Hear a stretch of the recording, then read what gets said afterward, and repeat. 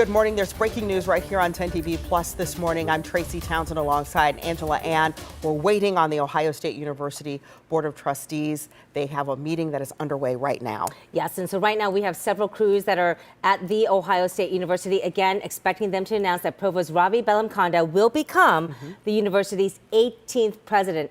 Let's get a live shot inside that trustee meeting and listen in. And are committed to acting in the best interest of the university and the state we serve.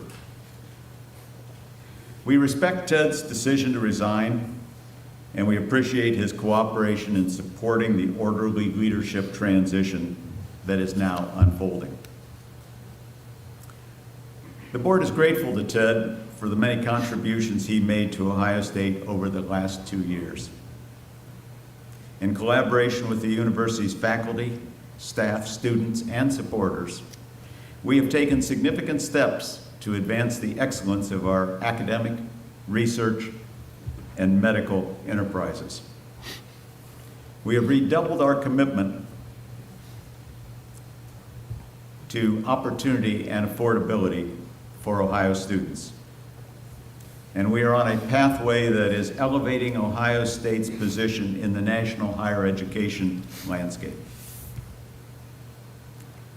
This momentum is a testament to the enduring strength of the Ohio State community, our faculty, and to the broader leadership team we have in place.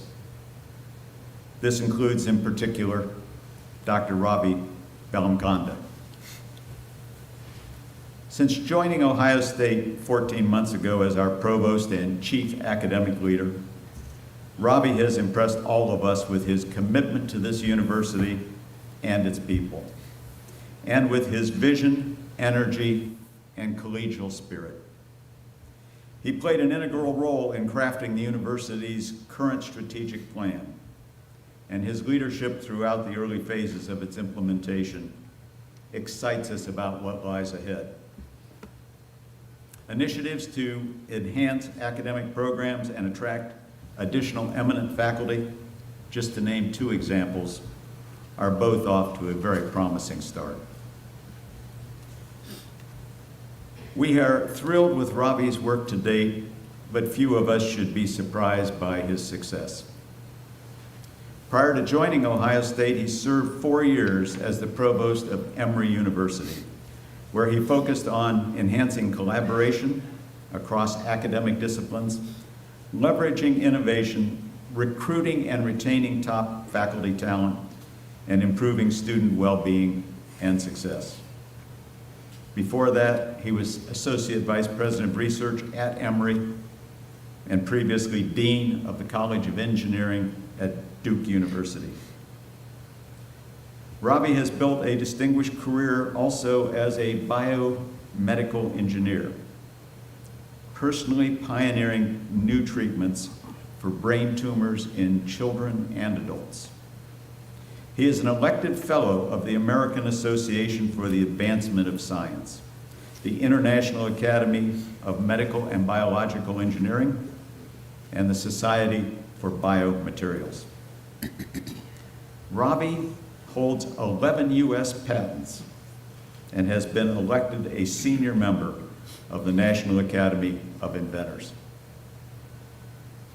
In addition to all these remarkable accomplishments, Ravi and his wife, Lolita, who is a faculty member in the College of Nursing and one of its leaders there, are the proud parents of 2 grown children and a beloved golden doodle by the name of CJ. In every major decision that the Board of Trustees confront, we focus on a singular test. That test is what is in the best interest of the Ohio State University. So when considering who the next president of this university should be, we are fortunate to have had more than a year to discover that the answer to this all-important test is close at hand.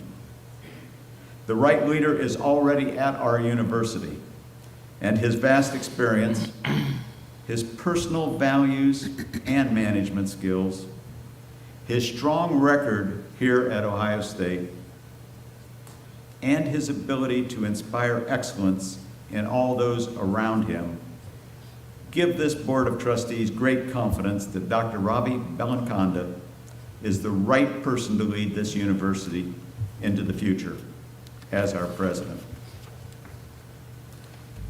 Thus, with great pleasure, and I know the enthusiastic support of every one of our 15 trustees, I hereby move to appoint Dr. Ravi Bellamkonda as the 18th president of The Ohio State University.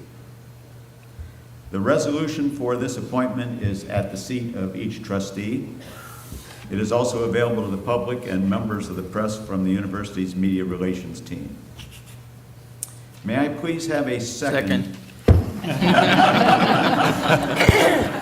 Thank you, Dr. Wilkinson. I said enthusiastic, and I do believe it. Thank you for the second. Before we formally vote on this matter, I will open the floor for discussion. I would ask Vice Chair Eliza Kessler to comment. Thank you, Chair Zeiger. President Bellamkonda has a good ring to it, doesn't it?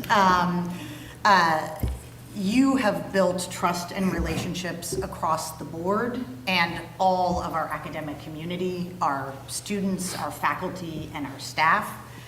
You are, as you've heard, just heard from our chair, you are an exceptionally accomplished academic and researcher across every facet of our core missions, our academics, research, medical care, and athletics. You are going to continue to drive excellence in everything Ohio State does.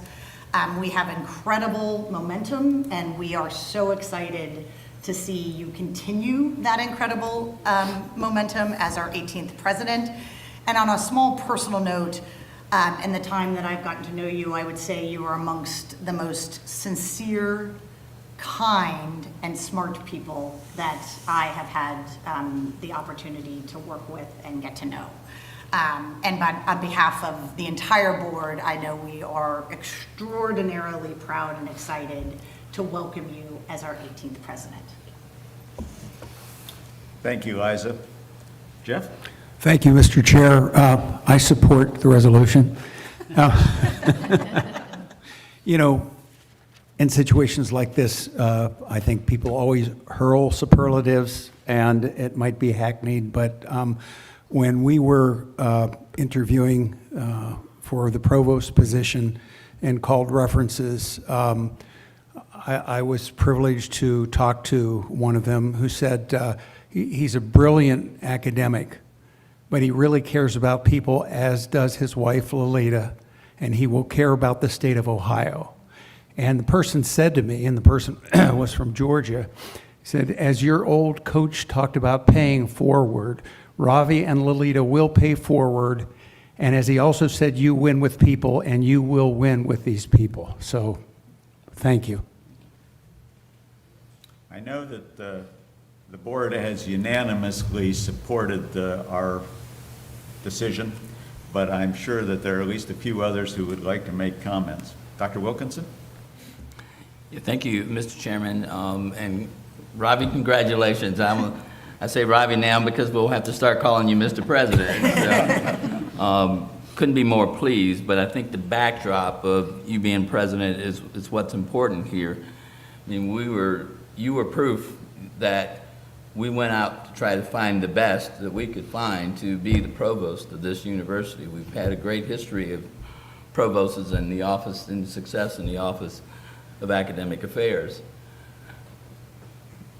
But we found you, and you know, all the discussion has always been, well, he's going to be a president somewhere, you know, and there's no doubt about that, and probably could have already been before now, but you committed to this university and your love for this university, and we certainly appreciate that, and that's evident.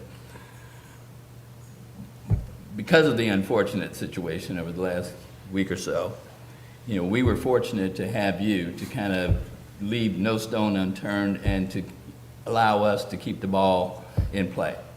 So I really appreciate what you've done for this university, but I'm more appreciative for what I think we're going to see in the coming years with you as the 18th president of the Ohio State University. Congratulations. Kendall, I think it'd be useful to have the student perspective, please. Yeah. To say that this week has been a lot is an understatement, but I think we're ending on a really high note. I've been so impressed, and I know all the students have been so impressed with you since you've come here, and I want to echo what everyone else has said. I think your academics and your brilliance are impressive, but it's really how you treat people that's the most impressive. So I think this is a really exciting change, and I also think back on all the things that we've accomplished over the last year or so since you've been here, and you are the action in the strategic plan, and I don't expect that momentum to slow down at all. So congratulations, very well deserved, and I'm very excited to see where the future takes you in this university. Kendall once again shows how impressive our student trustees are. Other comments?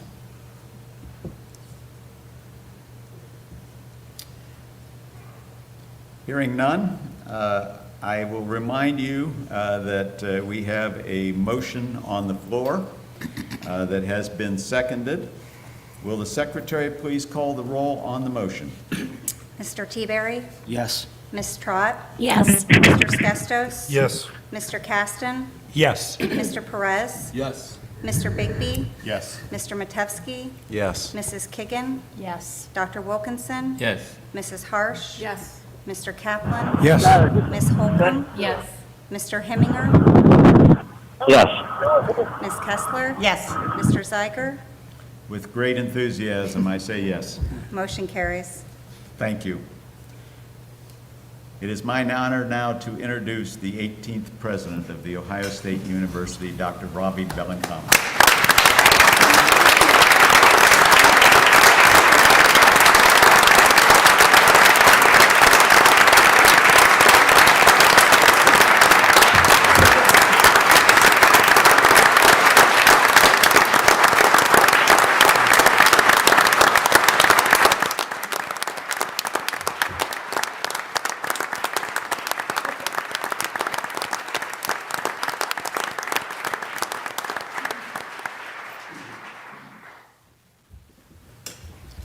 Ravi, would you like to share a few remarks with us? I would indeed. Thank you so much.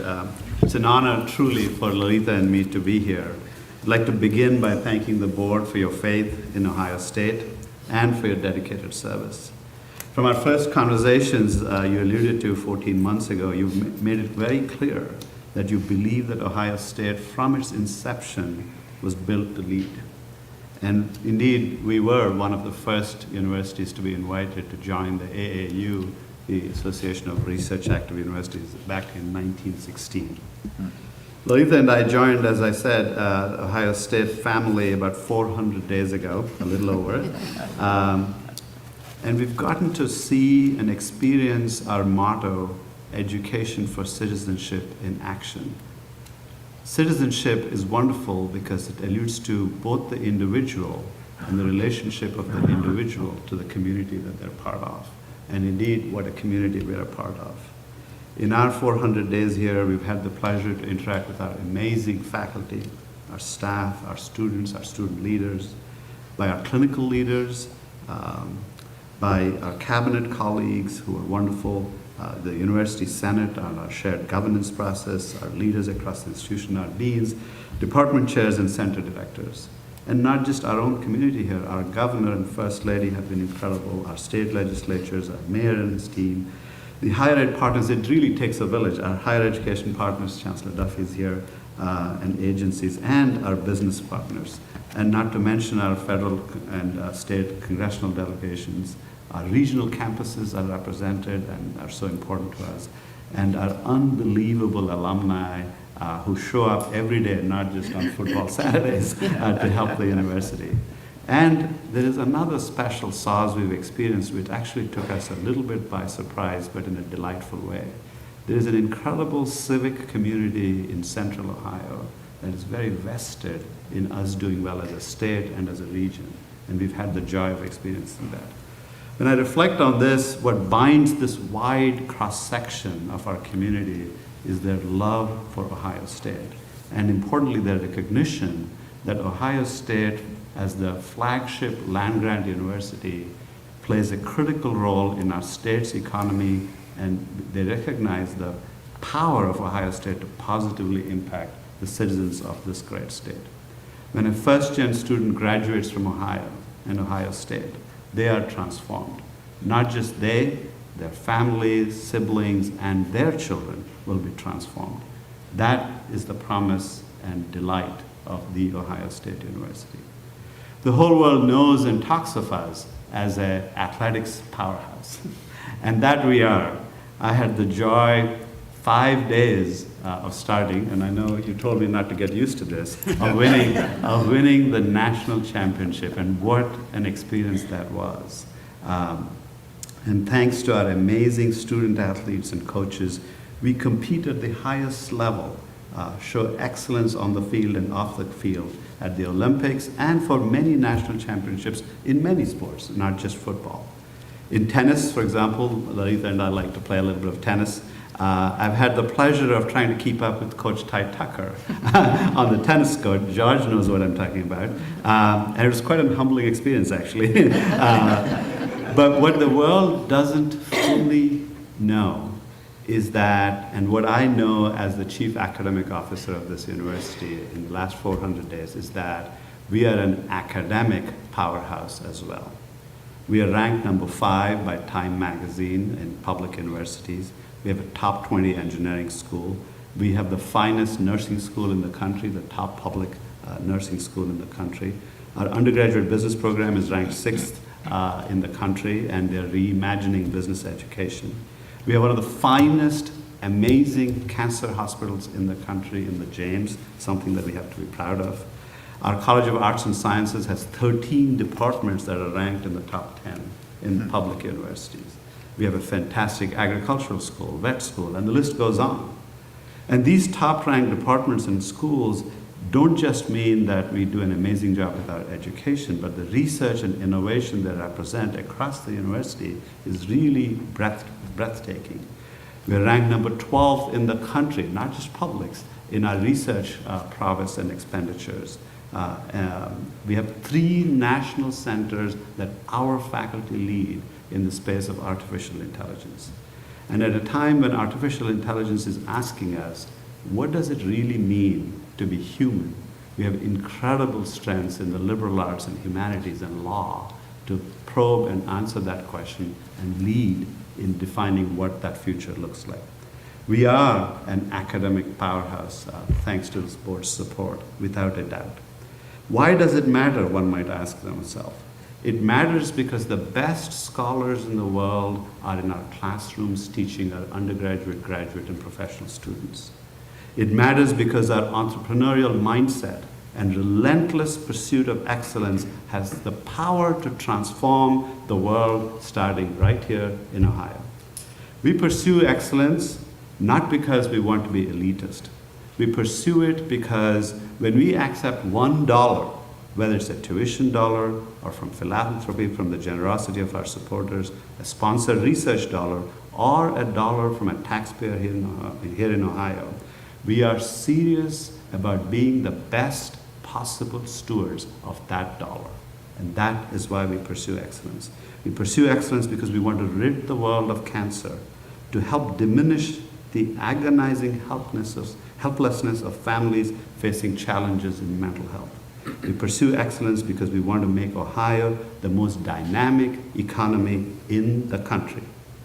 We often hear that Ohio State is a large place, one of the largest universities in the country, and that we are. But consider this: when excellence happens at the scale of Ohio State, we create an impact that is unmatched in its transformative power. That is the power of Ohio State. That is why Ohio State matters to the state and to the country. And so in looking ahead, knowing our collective strengths, I promise you this: together, we will take on hard things that are worth doing. Hard things that are worth doing. In athletics, in healthcare, in education, in fact, in all the things we do. We will lead and we will not be afraid to lead. And we choose to lead because the challenges we face as a society, from our economy to how we organize ourselves as a society, and to helping create abundant energy that powers the ideas that we have. These challenges and others demand that we lead and choose to lead. That is the promise of Ohio State. And we will lead with some humility. It'll be informed by our values, and we will do it with responsibility. And yes, we will do it with some abandon and joy as well. I have been here a little over 400 days, and I know I have much to learn. But what I do know confidently is this: we know how to win. And each of us at Ohio State, in this room and across our beautiful state, have the agency to create the Ohio State we want to inhabit. And we will choose to exercise this agency in the service of hard things worth doing for the citizens of Ohio and the world.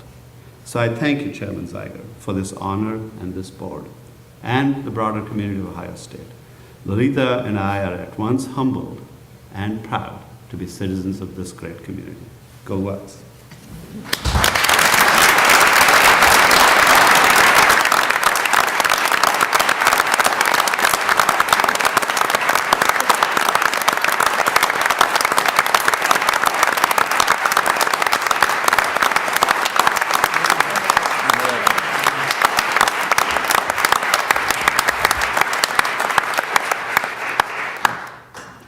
We are indeed fortunate to have a leader like Ravi to assume this responsibility.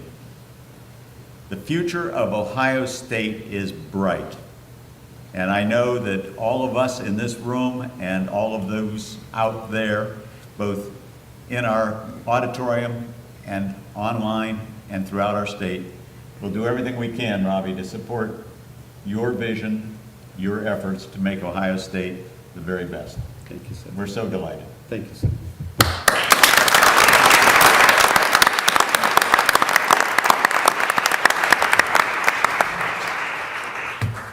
There being no further business to come before the board, our meeting is adjourned. Thank you.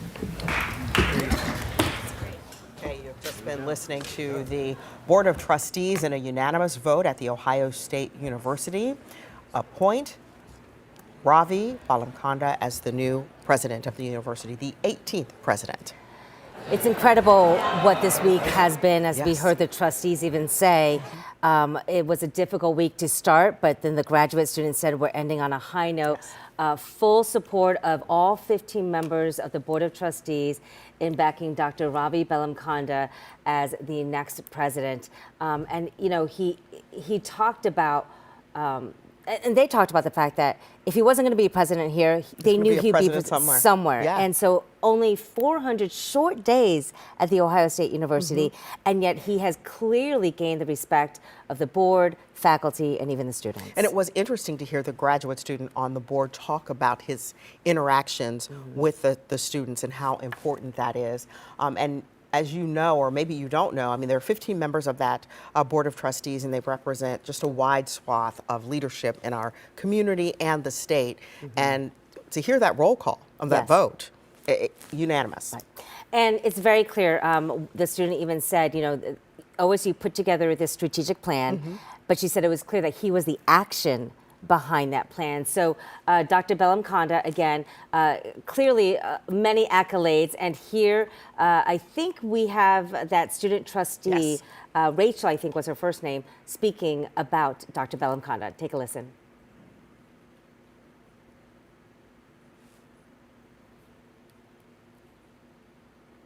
There is an incredible civic community in Central Ohio that is very vested in us doing well as a state and as a region.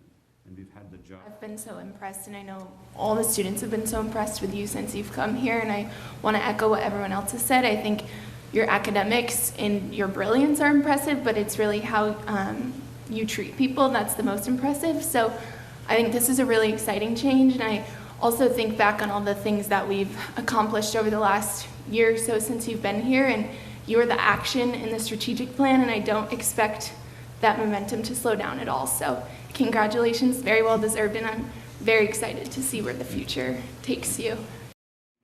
And so that was the graduate student trustee. My apologies, first name Kendall Buchan, who talked about just basically saying while he was the action behind that plan, she really noted how sincere, and I think that's something we're hearing a lot now of, is just his personal connection to the community and to the leaders. Yes, and in doing our homework on Bellamkonda for you this morning as we were covering this story, we know that he pointed out he's been here 400 days, he was counting, but he came from Emory University where he had a reputation for being good with the student body and also being really at the forefront of artificial intelligence. Yes. And so that is something we can definitely expect to see more of at Ohio State. And talking about academics, Tracy, he noted that, you know, OSU is an academic powerhouse. Yes. And that's pretty huge when you look at the competition that is out there. And honestly, what he can bring as a biomedical engineer background to this, I think we're hearing some of our crews out in the Yes, field right we now are. getting set up for the press conference. So we'll tap into them in just a minute. But let's give you some of Dr. Bellamkonda's background. Again, he was the university's executive vice president and provost until now. He has been at Ohio State since January of 2025, so really just a little over a year. But again, he was at Emory University, biomedical engineer by trade, also spent time at Duke University. And in fact, Tracy, something really interesting, I was reading an article about him at Duke. Did you know in 1989 he came to the U.S., never been on a plane before, from India at the age of 21 with $800 in his pocket. Wow. Did not know a soul and came here to get a PhD at Brown University. And look at where he's come. Look at where he's come. Yeah. So it's definitely an overachiever there. He's going to become the third president at The Ohio State University since the year 2020. Ted Carter, as you know, served from 2024 to 2026, resigning just days ago. And before that, the president was Kristina Johnson, who led the university from 2020 to 2023. She also resigned from Ohio State's top job. Before Johnson, we had Dr. Michael Drake, who led the university from 2014 to 2020. He left Columbus to return to California as a leader of their university system. Now, we want to go back to the moment that the Board of Trustees voted to make Ravi Bellamkonda Ohio State's 18th president. Here's the vote. Will the secretary please call the roll on the motion? Mr. Teaberry? Yes. Ms. Trott? Yes. Mr. Skestos? Yes. Mr. Caston? Yes. Mr. Perez? Yes. Mr. Bigby? Yes. Mr. Matevsky? Yes. Mrs. Kiggin? Yes. Dr. Wilkinson? Yes. Mrs. Harsh? Yes. Mr. Kaplan? Yes. Ms. Holcomb? Yes. Mr. Hemminger? Yes. Ms. Kessler? Yes. Mr. Zeiger? With great enthusiasm, I say yes. Motion carries. Thank you. It is my honor now to introduce the 18th president of The Ohio State University, Dr. Ravi Bellamkonda. And there you see a standing ovation at this Board of Trustees meeting where they announced him. And as we were watching the motion by John Zeiger, he asked for a second. And Dr. Wilkinson was Johnny on the spot with that one. Before he even finished, can I get a second? He's like, I second. It came from the room. Right. And so it's clear how much support Dr. Bellamkonda really has from the Board of Trustees. In fact, I think it was one of the trustees that said, you know, given the news of the past week, from the moment, and I'm going to try to look at my notes to find that, but from the moment that they learned about the Ted Carter situation, that Dr. Bellamkonda left no stone unturned. Right. So it's clear that he really took a leadership role at a critical time that allowed the Board of Trustees to kind of see what kind of leader he would be as the next president. And they said in light of what happened, they just knew that he would become their next president. In fact, they said when considering who the next president would be, they've had more than a year to realize the right leader is already at our university. That is a quote from, I think it was Zeiger who said that. So, you know, it's 400 days he's had to essentially try out for this job. And he spoke for the first time as OSU president, speaking on the university's promise. Take a listen. There's an incredible civic community in Central Ohio that is very vested in us doing well as a state and as a region. And we've had the joy of experiencing that. When I reflect on this, what binds this wide cross-section of our community is their love for Ohio State.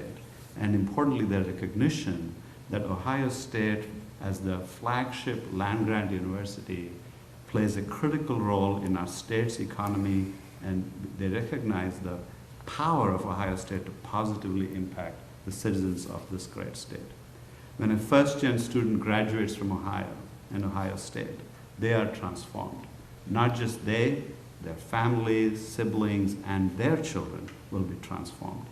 That is the promise and delight of the Ohio State University. That really resonated with me as a first-generation graduate of the Ohio State University, really being objective here, but you do think about the transformation that you experience by matriculating there.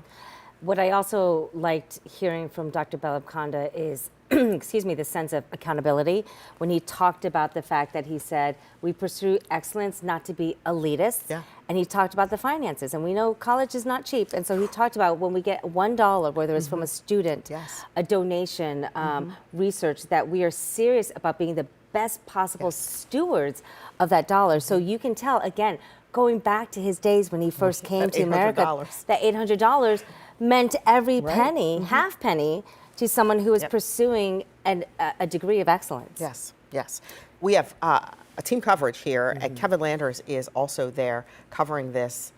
Can we bring Kevin up into the conversation? Okay. I think Kevin's right now trying to get some interviews, but here's what's interesting. I think, you know, when we learned that Ted Carter resigned, we assumed, as in past cases, there would be a national search. There was a process, there's a protocol. And so when we got word that the Board of Trustees was going to have this meeting today announcing, they said their next leader, we all thought, well, where's the word interim? Right. And we started doing our homework. Right. And what happened to that process? And I believe Kevin, right before this meeting, spoke with a professor about that process. So we're going to hear from that professor in just a minute. Yes. Stacia Nakin is there, and she was there in the room.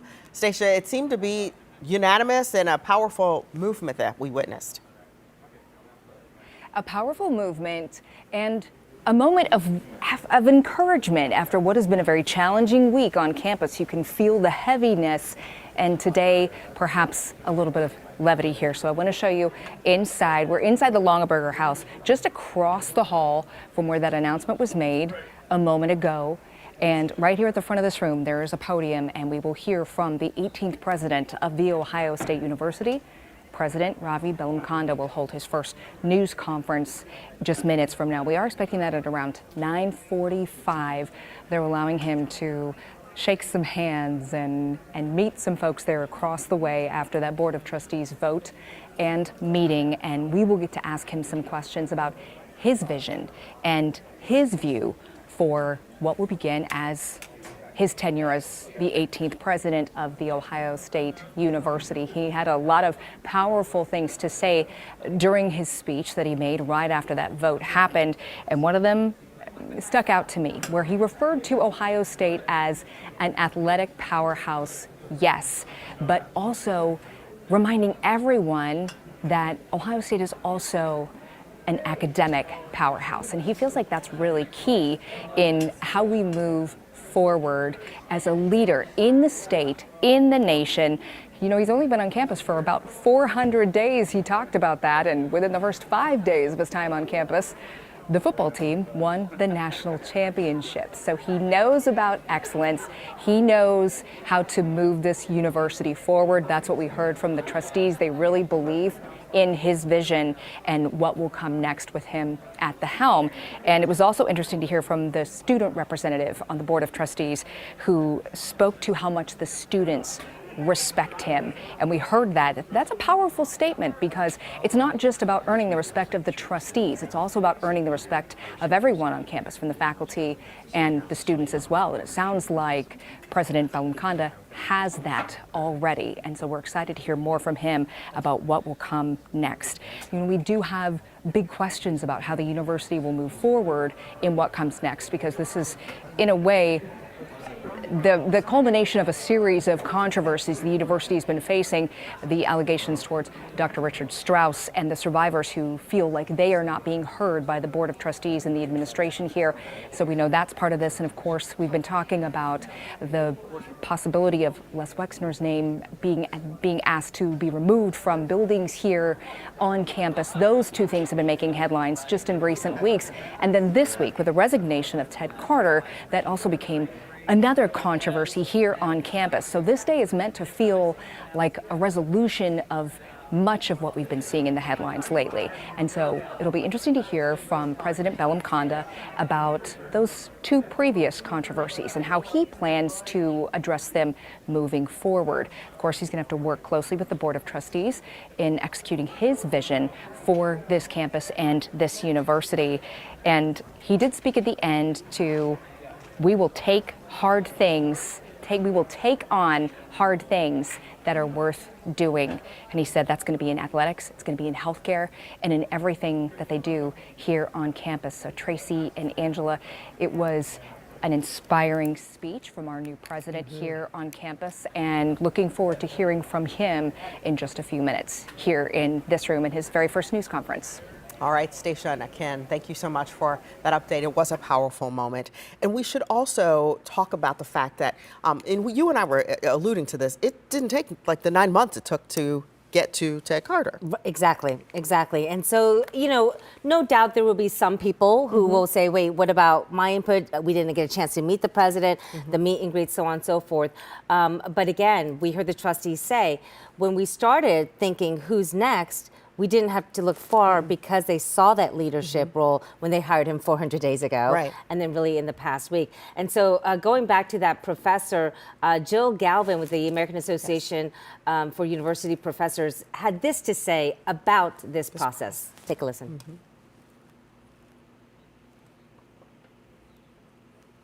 It's extremely unusual, if not unheard of, and shocking that there was no actual search process, even with an internal candidate. This is completely out of step with national standards.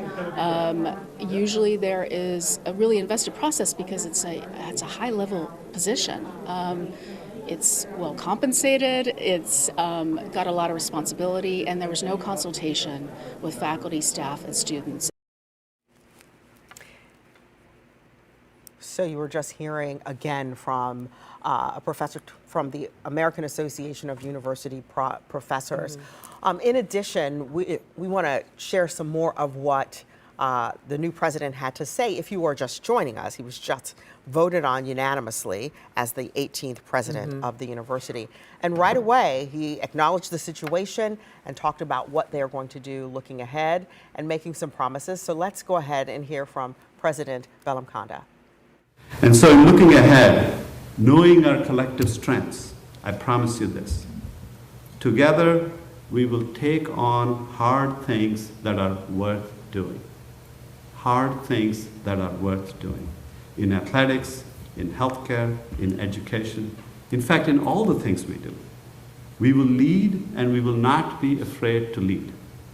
And we choose to lead because the challenges we face as a society, from our economy to how we organize ourselves as a society, and to helping create abundant energy that powers the ideas that we have.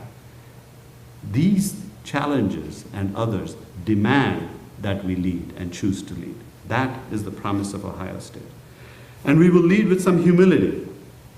It'll be informed by our values, and we will do it with responsibility. And yes, we will do it with some abandon and joy as well.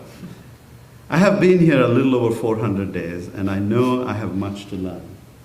But what I do know confidently is this. We know how to win. And each of us at Ohio State, in this room and across our beautiful state, have the agency to create the Ohio State we want to inhabit. Boy, I kind of have goosebumps, Tracy, hearing that message. And I just got to ask you, as an Ohio State Buckeye for life, when you see this next president say those words, we know how to win. I mean, I feel like his character is coming out in just that short statement. I think as an alum, people are going to be watching for that because we have been, this last week has been sort of a whirlwind. I was struck, though, that he said we're going to lead, we're going to do these hard things with humility.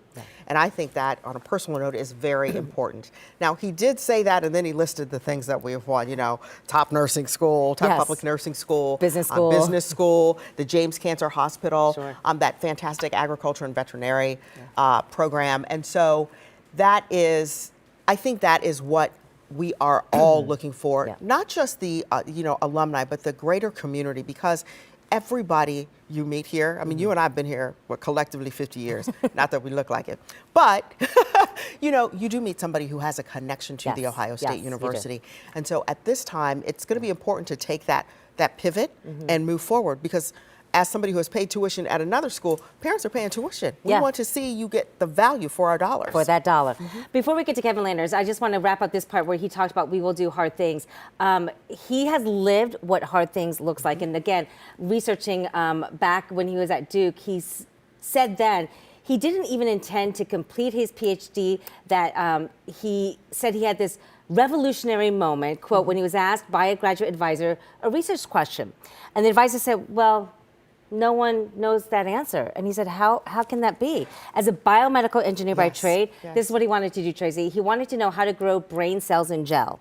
Oh, boy. But no one knew how to do that. And that was his aha moment to say, well, I can do the hard things. So when he says that now, he has lived that example. Yeah. Let's walk it out. Hey, again, we do have team coverage, and we want to get back over to campus now. 10 TV News reporter Kevin Landers is standing by. Kevin, lots of powerful moments this morning. What are you seeing and hearing? Yeah, so one of the big questions today was about the actual selection process and whether it was transparent or not. I spoke to two trustees who said that when they went to search for the next provost, they did a national search. And they didn't feel like they needed to do another one for the next president because they already had done it with him. And so to them, they're defending this process, saying that they didn't need to do a national search. There's been a lot of pushback about that, especially from the American Association of University Professors. And we spoke to one of those members. Here's what he had to say. Democracy, transparency, or inclusion around this process. We're all sitting here dealing with the consequences of what these presidents do. When a new president comes in, there's new policies. There's a lot of scrambling that goes on. There's a lot of work we have to do, right? But without bringing people in and actually deliberating on without using it as a new moment, right? There's a kind of a rush to set in a new person. Maybe the new president will do that. At this point, there are avenues going forward, but this puts him in a very bad starting position where that trust that's been broken hasn't really been dealt with, hasn't really been repaired. And so it's not a good position for him to be in either. So hopefully we'll see some change, but this kind of process doesn't give you much faith. So there you have it. Not everybody happy with the process that happened. They're not necessarily discouraged about who they selected, but it was the process that some people have some issues with. Now, I spoke to Ben Johnson, the spokesperson for Ohio State, and asked him, is there any bylaw that requires a new president to go through a national search? And he says there simply isn't.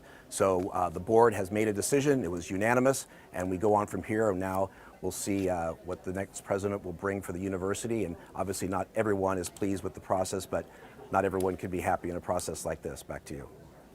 All right, Kevin Landers, making it plain right there. And again, we heard from Pranav, Johnny. We've heard from him on a number of issues. And I was thinking, candidly, when they started saying, oh, he's going to be the next person, I thought, we're going to hear from him. And other people who want more transparency and want a seat at the table in saying who's going to lead the university. What's interesting, though, is what Kevin said, excuse me, talking with the other trustees. They said they did the, quote, national search in finding Dr. Bellamkonda as the executive vice provost for OSU. So you have to wonder what those parameters are that they look for in that role as a vice provost and how much that translates into the role as a president, which certainly takes on many more levels. Yes, and so that'll be something that we're going to be watching and reporting on for you, our viewers. Now, we're going to take a brief pause right here on 10 TV Plus because we want to bring in our viewers who are watching over on 10 TV as we are covering this development of the unanimous vote of the next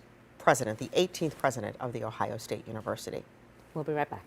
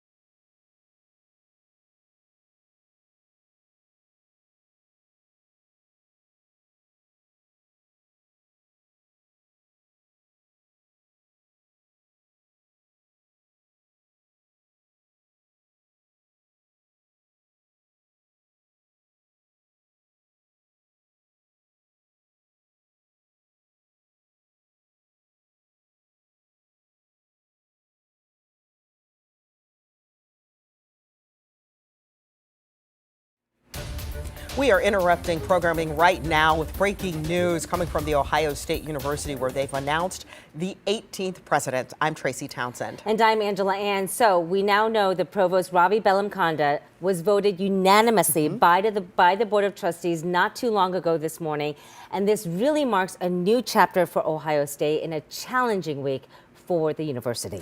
There was, it's 15 trustees. They all voted, and Dr. Bellamkonda comes to us 400 days ago from Emory University in Atlanta, Georgia. Yes, and he has, you know, a very long track record of being a great leader. And I think as we're learning now about this process here, again, the executive vice president and provost of the Ohio University since January of 2025, trustees saying that at the time that they found him and chose him for that role, they did a national search. So they clearly knew his background. But what sealed the deal, from what trustees are saying, is how Dr. Bellamkonda really led OSU, the board, through the past week, the challenges of the resignation of Ted Carter Jr. and how to move forward from this. And that gave trustees kind of a vision of who they wanted as the next president that they saw in Dr. Bellamkonda. So the motion was made by John Zeiger. It was quickly seconded by Dr. Reginald Wilson, and we want you to hear the vote. Will the secretary please call the roll on the motion? Mr. Teaberry? Yes. Ms. Trott? Yes. Mr. Skestos? Yes. Mr. Caston? Yes. Mr. Perez? Yes. Mr. Bigby? Yes. Mr. Matevsky? Yes. Mrs. Kiggin? Yes. Dr. Wilkinson? Yes. Mrs. Harsh? Yes. Mr. Kaplan? Yes. Ms. Holcomb? Yes. Mr. Hemminger? Yes. Ms. Kessler? Yes. Mr. Zeiger? With great enthusiasm, I say yes. Motion carries. Thank you. And so you heard that Yes. very quick unanimous vote. I do want to give you just some particulars. He has a wife who is also a faculty member at the College of University, Lolita, and 2 grown children and a golden doodle. Named CJ, Yes. which everyone got a chuckle out of. So cute. clearly CJ has grown in the hierarchy of the family importance right there. But what's interesting is the trustees, many of them had a chance to speak. And Elizabeth Kessler, a longtime Board of Trustees for Ohio State, when she said President Bellamkonda, quote, has a nice ring to it. So you can tell that he has gained the respect and the credibility and really the authority of being trusted leader by the Board of Trustees, which is so important. And so right now, again, we are waiting for a news conference to start. We want to take you to the room where that news conference is going to take place. You can see the empty podium there, but of course the 18th president will take the helm there. In short order, we are waiting for that to start. Again, Bellamkonda has been sort of auditioning. He's been waiting, working for the past 400 days. As you see, the provost, if you're not familiar with the sort of hierarchy, is the chief academic officer at the university. And they were saying that, you know, he was really the person behind this new strategic plan that OSU is currently following. But as we heard from some of the graduate students that are on the Board of Trustees, they said that he was really the action behind that plan. So not just a man of words, but a man of action, but that he also had the ability to connect with people on so many different levels. And that is one of the things that you have seen in our coverage of the Ohio State University. It is not unusual to see university leadership out interacting with the students. They're on campus, whether it's at a game or if it's in more of an academic setting. And one of the things that I thought was interesting that Dr. Bellamkonda said, I'm going to start calling President Bellamkonda because that's his new title, is that he and his wife loved to play tennis, and they played with the Ohio State tennis coach. And so I think that that is something that's going to be relatable to those who are in support of this vote for him to be the president. And he also talked about his promise to not just the university, but truly the Central Ohio community at large. So take a listen to what he said just about an hour ago, less than an hour ago. There's an incredible civic community in Central Ohio that is very vested in us doing well as a state and as a region. And we've had the joy of experiencing that. When I reflect on this, what binds this wide cross-section of our community is their love for Ohio State. And importantly, their recognition that Ohio State, as the flagship land-grant university, plays a critical role in our state's economy, and they recognize the power of Ohio State to positively impact the citizens of this great state. When a first-gen student graduates from Ohio and Ohio State, they are transformed. Not just they, their families, siblings, and their children will be transformed. That is the promise and delight of the Ohio State University. And just to recap, for people who don't know or have not heard about OSU's land grant mission, I'm sure you heard about it, when you were there as a Buckeye, but, this was established at OSU. It was a mission back in 1862, and it focused on accessible higher education in agriculture, mechanical arts, and sciences. So really the mission is about teaching, the research driving the sciences to really make the entire state of Ohio better for the next generation. And so many people, when you go there, you do understand that, and you sort of walk that out for people for whom college is a dream, to make it accessible. I think about, when they come to your school, your high school, and they recruit you. I still remember those days. But they do want to make that accessible, and I really think it's impressive.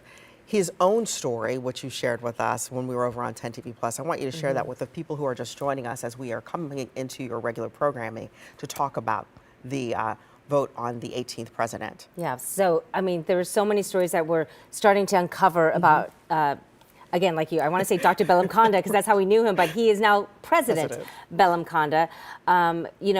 He came to America in 1989 on a fellowship and did not expect to really stay. Right. But then he was given this research question, and the research advisor said he had a question about how to grow brain cells in gel, because he's a biomedical engineer. That's what they think about. And the research advisor said, I don't think anyone has an answer for that. That was his aha moment, where he's like, well, why not? I could figure out the answer. So he stayed, thankfully, and realized that when you can do the hard things and you set a goal to do the hard things, that's what you do. And he was never been on a plane, came here with $800 in his pocket until his fellowship kicked in. And that speaks to the land grant origins too. There's so many people who this is the first time they're away from home and they're able to pursue a college degree. So many people who are graduates of the Ohio State University really grateful for that experience. We do a cruise there on campus covering this, and we have apparently just talked with a couple of trustees, and so let's listen to what they say. Since joining Ohio State 14 months ago as our provost and chief academic leader, Ravi has impressed all of us with his commitment to this university and its people, and with his vision, energy, and collegial spirit. He played an integral role in crafting the university's current strategic plan, and his leadership throughout the early phases of its implementation excites us about what lies ahead. So that's John Zeiger, chair of the board, who you could hear his excitement. It was palpable, his excitement at this vote and the way it turned out. And we should say, obviously, they've had a chance to work with President Bellamkonda now for just a little over a year. But again, they were talking about the fact that when they thought about starting this national search for the next president of the Ohio State University, they realized, well, one, we have this amazing candidate in-house, but two, we just did a national search, finding him to take on the role as our vice provost. So the question was, for them, do we need to do another national search? But we are hearing from the other side. And they're saying, yes, you probably should. You probably should, for the full transparency, so there are all the T's. It's not about Dr. Bellamkonda, it was about the process. The process. Yeah. Stacia Ken is there on campus. She's in the room as this news conference is going to get underway. Lots of discussion. He's going to be getting a lot of questions, Stacia. A lot of questions. There's a lot of media here in this room.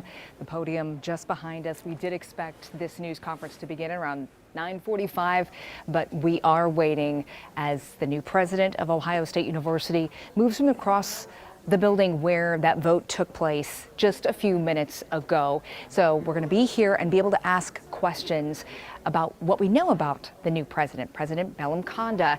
We heard some highlights from him in his speech after the vote was taken. One of the things that he spoke about was that we will take on hard things.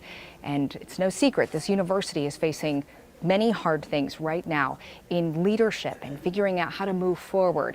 When it comes to the Richard Strauss survivors, they feel like they are not seen by university leadership. So how will he take on that? How will he take on the calls for Les Wexner to have his name removed from the buildings here on campus? How will he work within the vision of the Board of Trustees and work that within his own vision for moving this university forward? Many, many questions about how he will lead this university. But I will say, for such a heavy week that we've seen with these headlines, goodness knows it has been a very heavy week for the folks here on campus, with President Ted Carter, now former President Ted Carter, resigning earlier this week.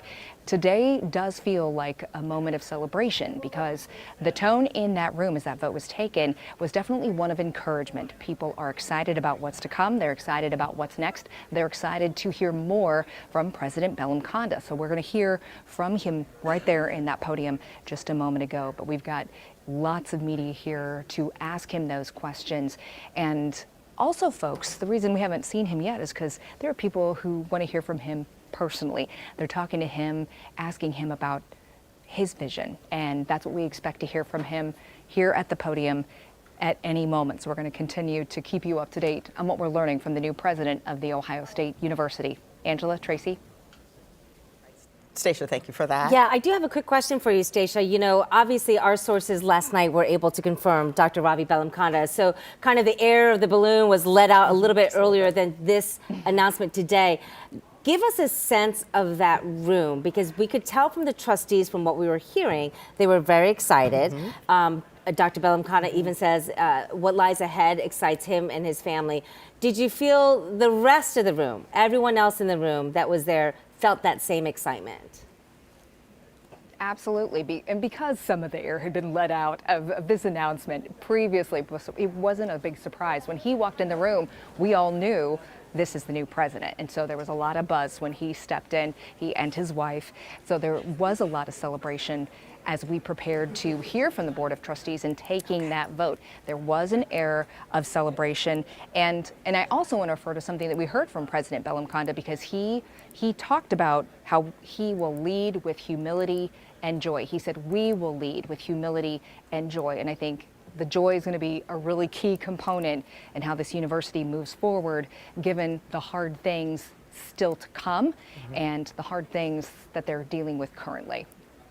Stacia Ken, they're on the campus, main campus. Thank you for that, Stacia. We will come back to you as the event actually progresses. You know, they said that when they were considering who would be the next president, they've had more than a year to realize the right leader was already at the university. I understand we have talked with some trustees, and so we want to hear a little bit more of what they said about that. The right leader is already at our university, and his vast experience, his personal values and management skills, his strong record here at Ohio State, and his ability to inspire excellence in all those around him give this Board of Trustees great confidence that Dr. Ravi Bellamkonda is the right person to lead this university into the future as our president. Thus, with great pleasure, and I know the enthusiastic support of every one of our 15 trustees, I hereby move to appoint Dr. Ravi Bellamkonda as the 18th president of The Ohio State University. We're just hearing from John Zeiger, chairman of the Board of Trustees at The Ohio State University, making that announcement this morning. Yes, so obviously we are waiting right now for the new president of The Ohio State University, Dr. Ravi Bellamkonda. He's going to be speaking to the press and other people inside the press room right across from where he was just voted in as president. It's not a long walk, but certainly given the number of people who are now shaking their hands with the next president, it will be a long while. We expected the press conference to start 15 minutes ago, clearly taking a little bit of a delay. Got to take a deep breath and get thoughts in order Yes. as you now meet the press, so to speak, or as they say. We are going to continue our coverage there. And if you are just joining us, I know you're probably waiting for Let's Make a Deal. We are broken into programming because The Ohio State University has announced the name of the 18th president. It was a unanimous vote by the Board of Trustees for Ravi Bellamkonda, who was the chief provost and is now the president of the university, the 18th president. So we're going to continue now on 10 TV Plus as well for you, for our friends on 10 TV viewers. You can now return back to your regular programming, but of course we'll have that live press conference on 10 TV Plus. Yes, and we will see you later at noon. We'll return you to the regular programming.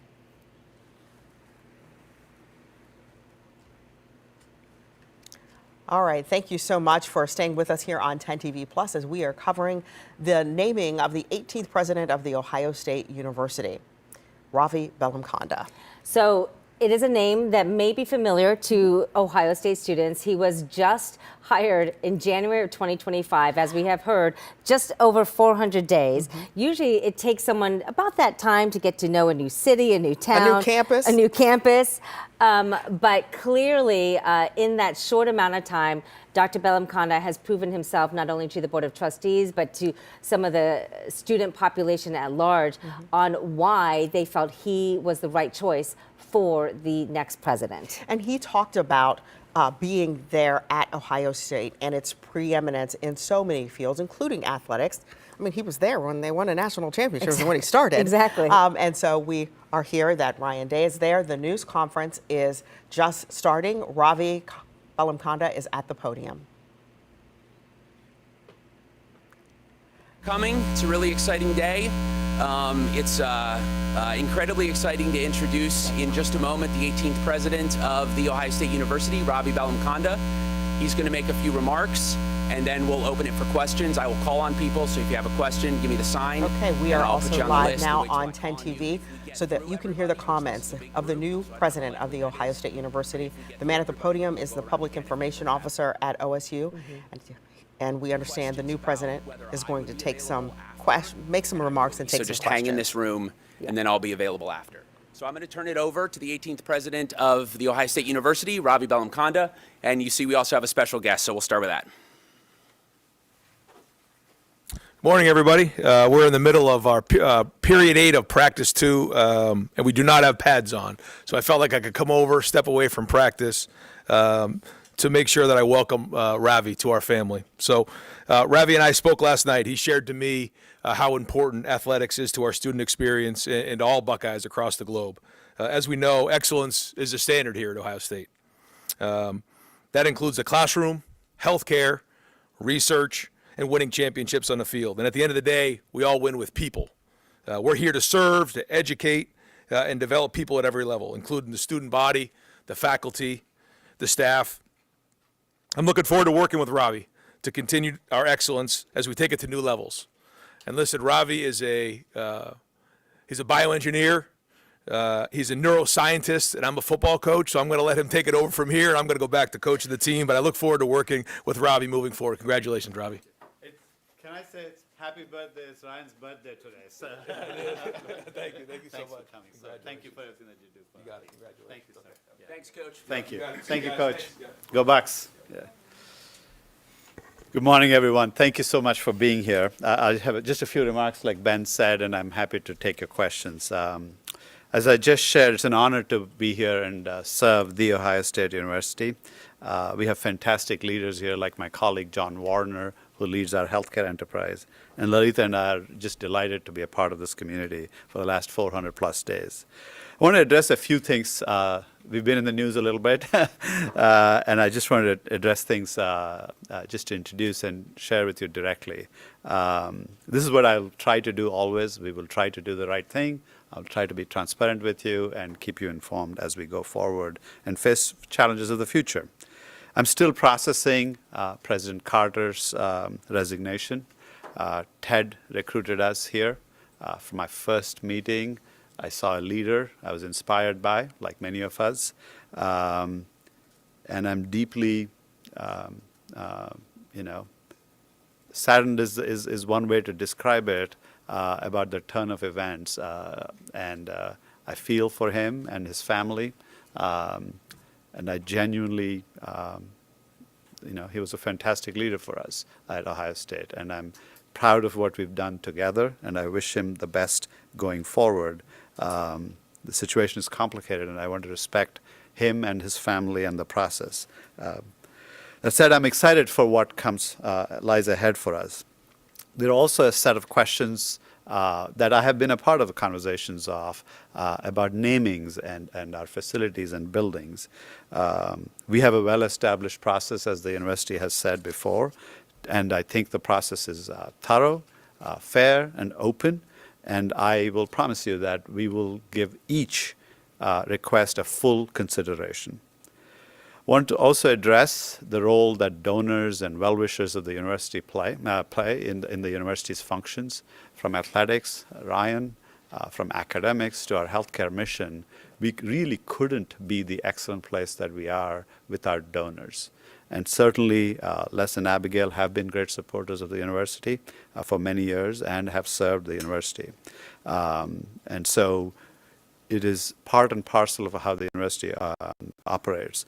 As I reflect on all of these kinds of complex situations, I'm okay with us grappling with complexity and difficulty and situations because it keeps us all honest. It allows us to come to the right resolution, and that is part of what being a great public university is, to have the ability to grapple with complexity.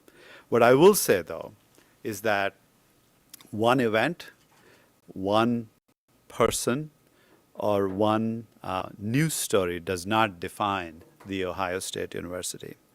The Ohio State I have experienced in my last 400+ days here. There's a student somewhere right now as we speak working on some chemistry lab, probably inventing a new drug. There's a student athlete across the street from here working and pushing themselves to be as excellent as they can. We have doctors, I don't know if I've started watching The Pit a little bit with my wife. There are doctors here doing that for real, saving lives with residents and clinical staff and nurses and physician assistants.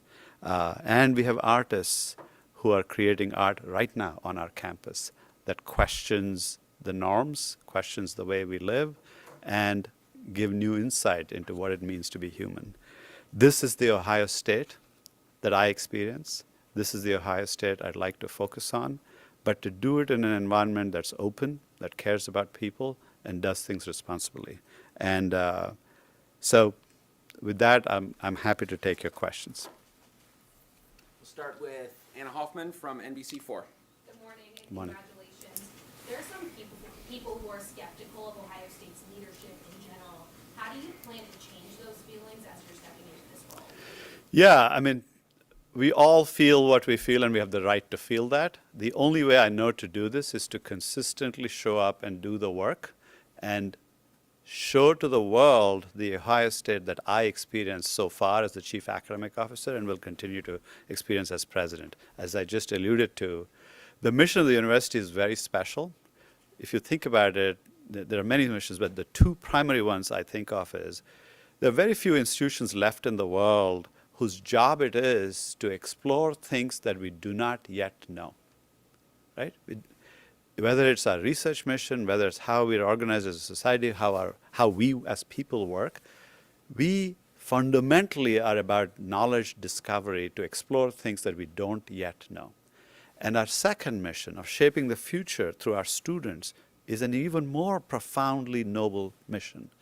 And so my focus is going to be on that and how we live as a community together in the state, in our city, in our communities. And my hope is that by consistently showing up and doing that work and acknowledging that every system, every large complex entity is ultimately made of people. And just as people are capable of great things, we just saw Ryan and what their team did, we're also capable of people not living up to that sometimes. And that is the nature of the world. And we have to acknowledge that we don't live in black and white, that there is complexity. And we will embrace it. But if something happens untoward, we will try to do the right thing. That I can give you my word. Sheridan Hendricks, Columbus Dispatch.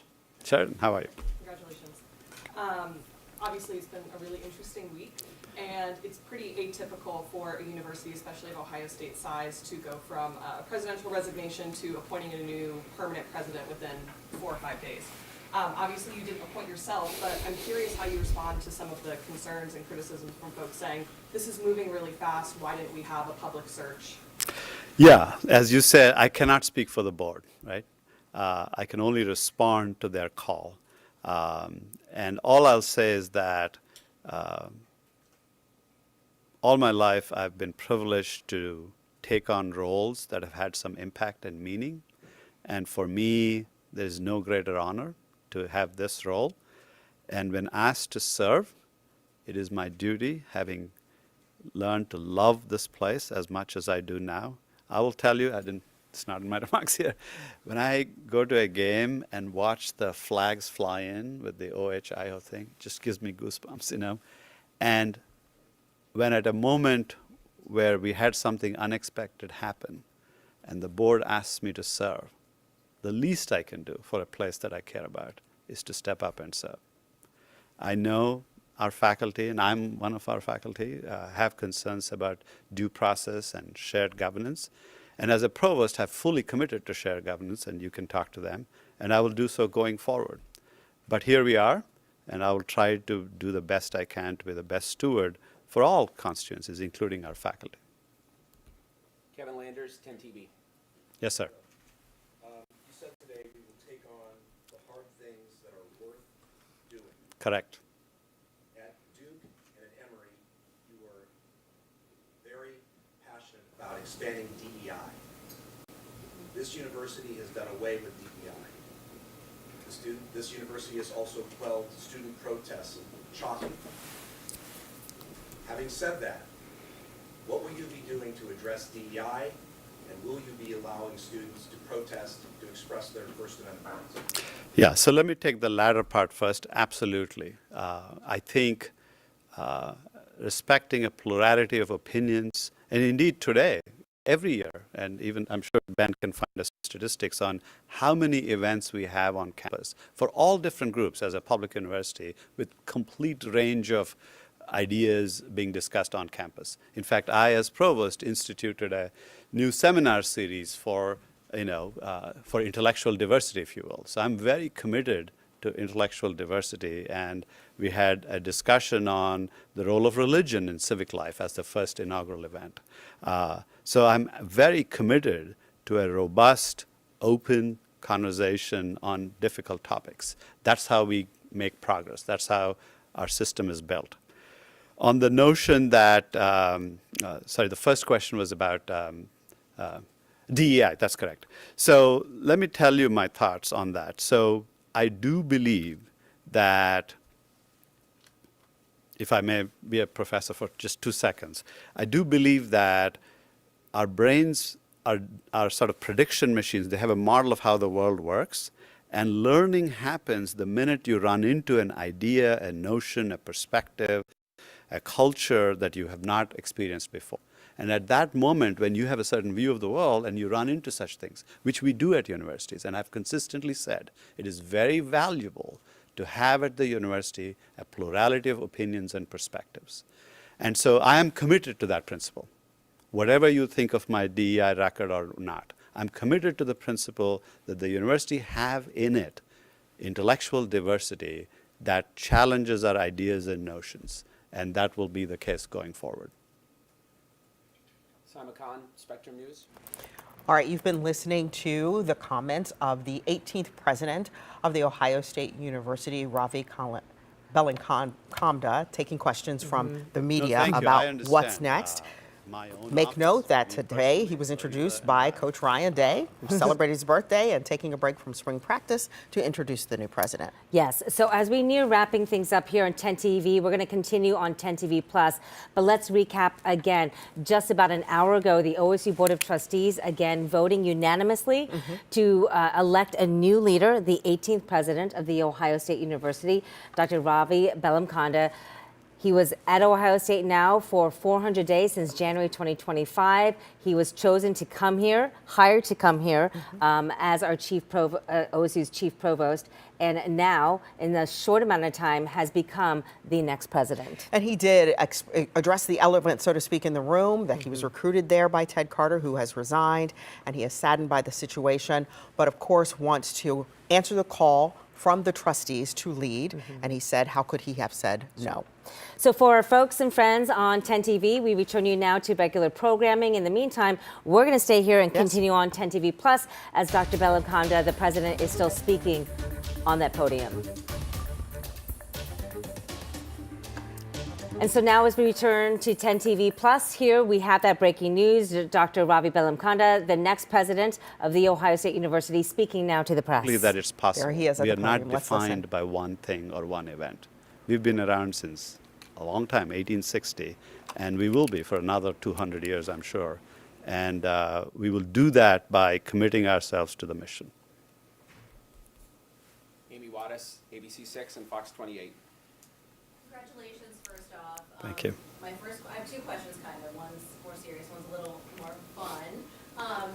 What vision do you have? I know you're very new to this role, obviously, with everything happening so quickly. What vision do you have for the university moving forward? If you have one in place, or even have ideas, thoughts to set yourself apart from prior presidents? And then the second question, you made sure to mention CJ, the golden doodle. I'd like to hear more about that. That's right. So can I just answer the second question? I'm just kidding. No, I truly think that at a time where higher ed is under scrutiny, we at The Ohio State University have a special window of opportunity to define to the country and to the world what it means to have institutions of higher ed that are mission-focused and focused on making a difference in the world through our discovery mission as well as our mission in education. And what does it mean to lead there? As I told you, I've been fortunate to be at a few good places, and the way we lead is by being unafraid to interpret that mission for ourselves. That answer at Ohio State will look slightly different from an Ivy League or some other place, or another public in another state. And so that's what I'm excited about. It is about excellence. It is about our healthcare mission, our athletics mission, as well as our educational mission. And we need the academic excellence plan that we already have. I was intimately involved in its shaping, and it's an excellent plan, I think. And so we will continue that. And you'll hear more about details about ideas we have on how to grow our own unicorn startups. We have ideas on artificial intelligence. We have ideas in healthcare space that are exciting. We have ideas in the arts that we're excited about. So you will hear more about that in due course. CJ is our golden doodle. She's 7 or 8 going on 1. And my wife thinks that she has me wrapped around one of her toes, which I would deny, but but it's probably true. She's a golden doodle, and she has changed my life. I tell people, she's my first pet. I've never had a pet before. I tell people that I like who I am when I'm with her. That makes sense. Taylor Brock, Spectrum News. So one of the trustees said that they always saw you as a president. Have you ever seen yourself as a president? Would you say, is it a dream role for you? I've heard from others earlier in my career that, how people say, one day you're going to be president.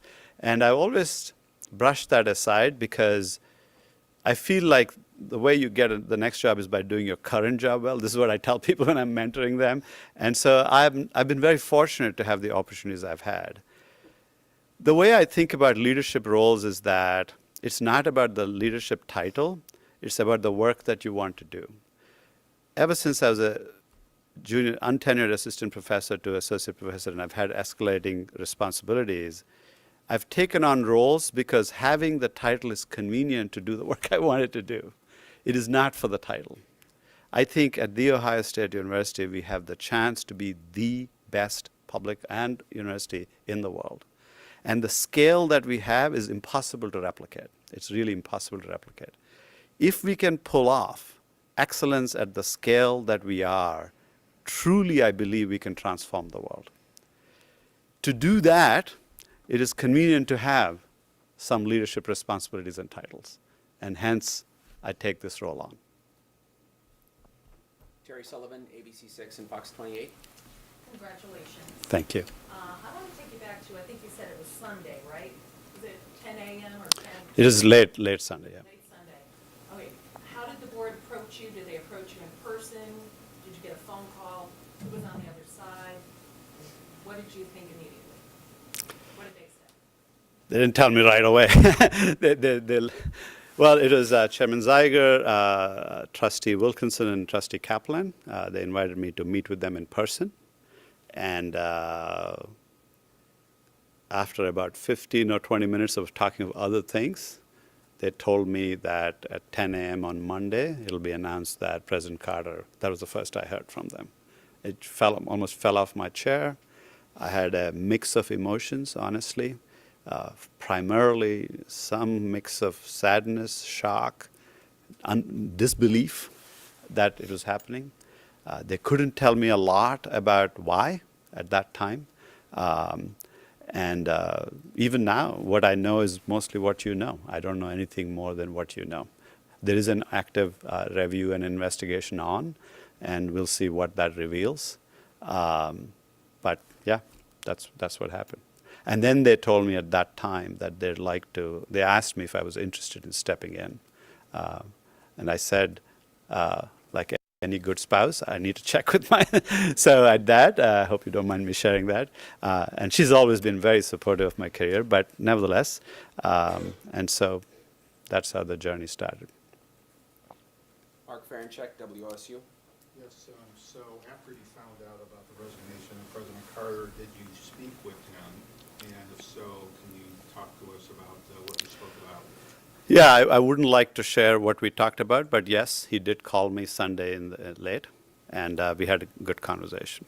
I wouldn't like to share what we talked about, because that was a personal conversation. Station Akin, 10 TV. Speaking to four of the hard things that you are prepared to take on, we know one of those hard things happening here on campus is the aftermath of sexual abuse by Dr. Richard Strauss, and the survivors continuously say they do not feel seen by university leadership. How do you plan to tackle that? You're right. Let me say a few things about that. First of all the survivors and former students are Buckeyes. They're members of our family. It just hurts me and all of us deeply that this happened. And I'm just very sorry that this has happened. I genuinely am. What I do know is that when we first found out in 2018, the university has been doing its best to do right by our own family members who went through this experience that we very much regret that they've gone through and continue to suffer from. What I do know is that a good faith substantial monetary offer has been made to all the survivors, and more than half have taken us up on that as recently as this month. I think 8 survivors took us up. 304 survivors have taken up an offer from us. We've offered health counseling and continue to do that, and other kinds of health support. And we continue to talk to people who have not yet come to an arrangement with us. From 2018 to those who say we're not listening or not giving opportunities, from 2018 to 2022, I think, 5 times they've had a chance to address the board every year. And what happened after that was that there's a litigation that's ongoing, and the judge in the litigation has told us, you need to talk to the lawyers and not to the victims directly. And for that reason, we have not, at board meetings, given them the platform. But those who have settled also have already settled, have tried to talk to us, and we have a process to do that through our compliance office. So I would like to resolve this as much as our survivors would. I would like to do it the right way, and I think we have a way to do this, and we're open to conversations to come to an arrangement that won't make everything right, but at least will capture the feeling we have in the university to do right by these fellow members of our community. Emma Wozniak, Columbus Dispatch. Congratulations. Thank you. You're the third president Ohio State has seen in 5 years. What, if anything, are you planning to do differently to set yourself apart from your predecessors? Yeah, I don't. First of all, I'm the 18th president, and we were founded in 1870. So if my math serves me right, that averages to about 8 or so over a period of time. So it's not as, so the recent times are not usual. So yeah, the Moore Act was 1864 or 63. So yeah, it's 1870. So so my thing is, it's not about me. And it's not about me distinguishing myself with the others. That's not how I think about the world. What I think about is that, you know, I've been very fortunate in my life to have the opportunities I've had. Every day what governs me is, can I make a difference with the people, the students, the faculty, the staff that we have the amazing responsibility to create an environment where they can thrive, and that's what I'm going to do. If it's the same as somebody before, so be it. If it's different, so be it. This is who I am, and this is what we'll do. We will try to do best for our community in the service of things worth doing, hard things worth doing, like curing cancer. We are building at our university the next the International Space Station is going to be retired in 2030. We're building Star Lab here on our campus. You know, if you walk into a room, as I have, you can see 100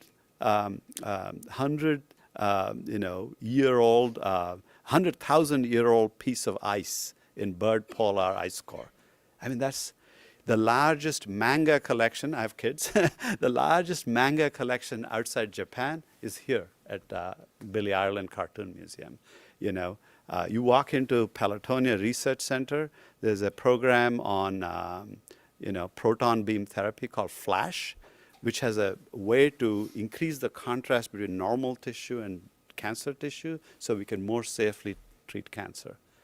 These are the magical things that are happening, and anything I can do as president to see that those and other things like this happen, this is what we'll do. Noah Blundo, Hinda News. Good morning. The state government has shown a lot more interest in the operations of Ohio State and other higher education institutions in Ohio. What will be your approach to interacting with leaders in the legislature and the administration? Yeah, we are a state university and a public university. And indeed, this conversation is not just unique to Ohio. Across the nation, we've had the reason to ask ourselves, how should higher ed present itself? What is success for higher ed and what is its role? And I welcome that conversation. Indeed, I've already, in my academic officer role as a chief academic officer, spoken to several members of our state legislature. And by and large, they also want Ohio State to do well. They want excellence to be pursued. We may have periodically discussions on what that exactly looks like, and I look forward to those discussions. What I'm going to do is, as I'm doing with you, is to convey to them the special opportunity that The Ohio State University has as the flagship university in the state, and to drive the state's economy, to increase the AI prowess, the artificial intelligence revolution, and be at the leading edge of that. And indeed, we've done that with AI fluency. To my knowledge, no university, we announced this in June, this notion that every student of Ohio State will be bilingual, will know their major of study and the application of AI to that study.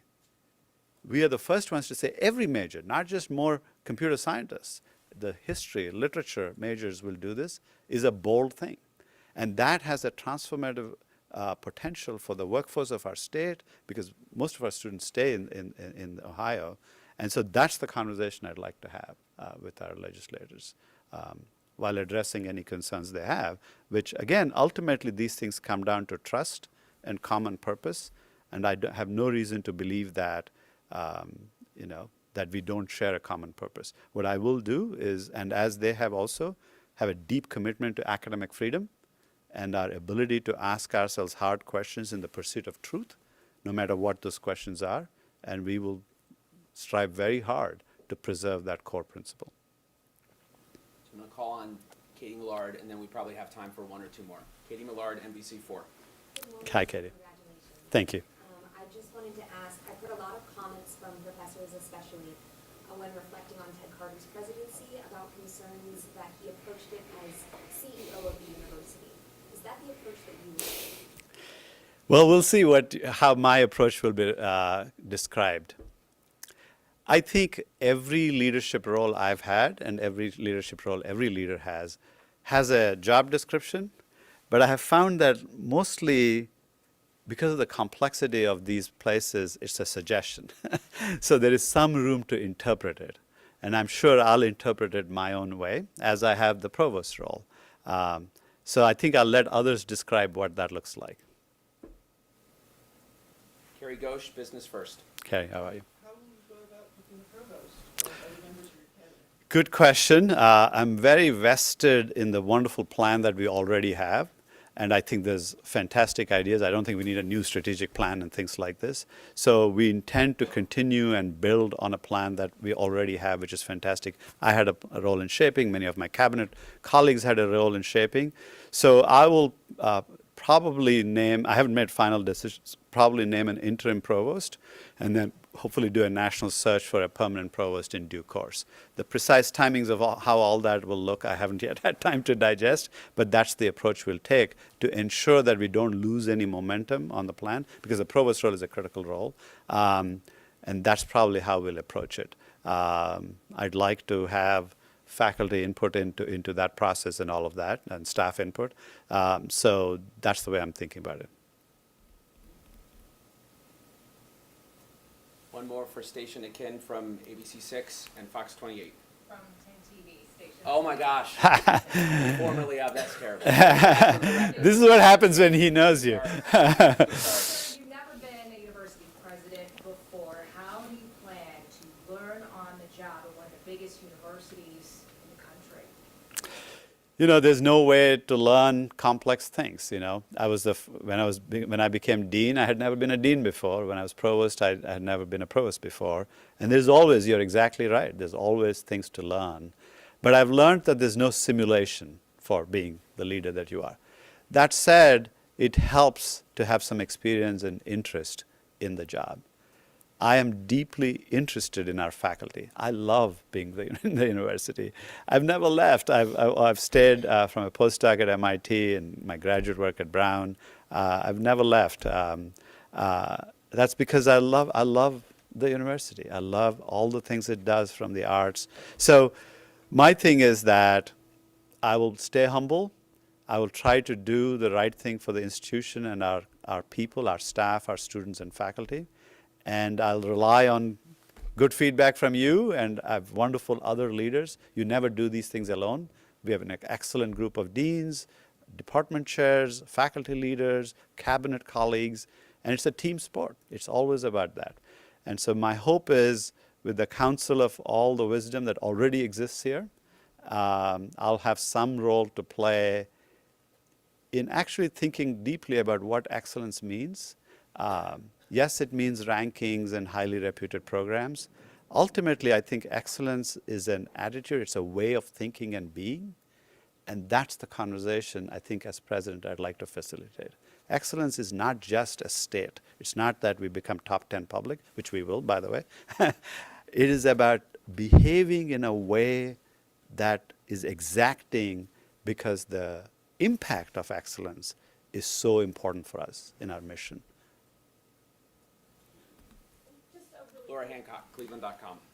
Just a really quick bio. You were at Case Western from what year to what year? I was there from 95 to 2003. I still root for the Browns. I'll get in trouble with the Bengals fans here. Never stopped. When the Cavaliers won, I'm telling you, it was one of the best days of my life. And I'm not pandering to my Cleveland friends here, but it really was. To come back 1-3 was unbelievable. But yes, and we still have good friends in Cleveland. All right, we're an educational institution, so I'm going to put them on the spot. We have Ali Wolf and Davis Beatty from The Lantern. Would you like to ask the final question? Hi, how are you? Thank you for what you do. My son also wrote for the student newspaper. So. I've heard from like students and faculty of kind of like the lack of transparency they have felt from the administration. How can you possibly have plans to kind of change that and adjust what they've been feeling?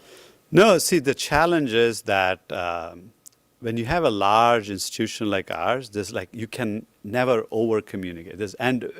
However much you communicate, it's not enough, right? We send emails, and I can see not many people open the emails. So I will do my best to meet in person, but the students is not a monolithic thing, as you know. The student government is wonderfully representative, but doesn't represent all the students and how they feel. So there's no good way to do this, unfortunately. But I will do my best. I love students. Actually, Lalita and I have hosted students in our house many times, and we'd like to do things like that. And be open, and I truly, genuinely, both of us love spending time with students, and we intend to do that. And hopefully over time, they will feel like they know what's going on. Or maybe I need to be on TikTok or something, I don't know. So. All right, thank you, everybody. If you have questions for me, you can hang here. Thank you so much. Thank you, Ben. President. Thank you. Thanks so much. Yep, Again, you've heard probably for about 30 minutes from the new president of The Ohio State University, Ravi Bellamkonda, talking about his plans, his vision for what lies ahead on this journey as he is the new leader of the university. And he was very transparent. As we saw right off the top, he addressed the fact that his feelings about Ted Carter Jr.'s resignation, calling it a very sad moment for him. But then he later went into detail about how he learned of it from several members of the Board of Trustees. And then within that same conversation, they presented to him the idea of becoming the next president. So clearly, there was no intent to do a national search with the Board of Trustees. No, it was a very quick process. And he talked about his vision now that he is in this position of leadership to take the university to the next step. And he knows that he's dealing with a number of issues. He talked about the Strauss victims. And it's one of the first times I've heard the university president talk about the fact that these are part of the family, the OSU family. And so he shed some light into perhaps his view and hopes for how that process is going to move forward. And I think what might be endearing to many people is, like you said, hearing from someone of that high of a leadership really break it down to the fact that these are members of our Buckeye family. And you can tell, even though he's only been here for a year and a couple months, he feels ingrained in Buckeye Nation. He loves the sports, clearly. And he talked about how he wants to make right. It might not be perfect, but he wants to make right. And then he also talked about the Les Wexner controversy about the naming. And he said, listen, we have a process, fair and open, and he promised that he will give each request full consideration. He also talked about academics and athletics and sort of the treasures and the gems that are at the institution, the Ohio State University.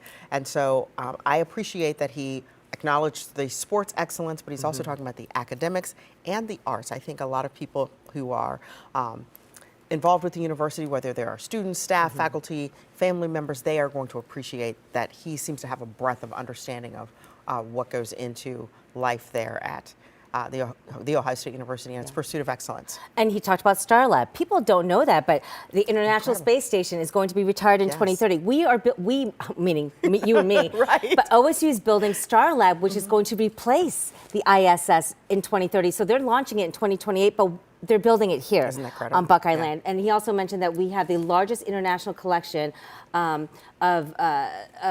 manga, which is basically an academic manga collection of comics from Japan. And it's here at Ohio State. Yes. definitely building on Yeah. that, talking about the mission, and he touched on DEI, and he touched on the fact that he has spoken with state lawmakers, because we are seeing that sort of trend across the country with lawmakers being involved in campus issues, collegiate issue, and talking about how he is open to conversation, but really wants to maintain the integrity that is involved in the land grant mission. But the one part that got us going, was talking about his golden doodle, CJ, and he said, I like who I am when I'm with her. So if that shows you the character of of the new president, there you Lots have it. going on Yes. there. Thank you for joining us for this special edition. I'll see you on 10 TV News at noon.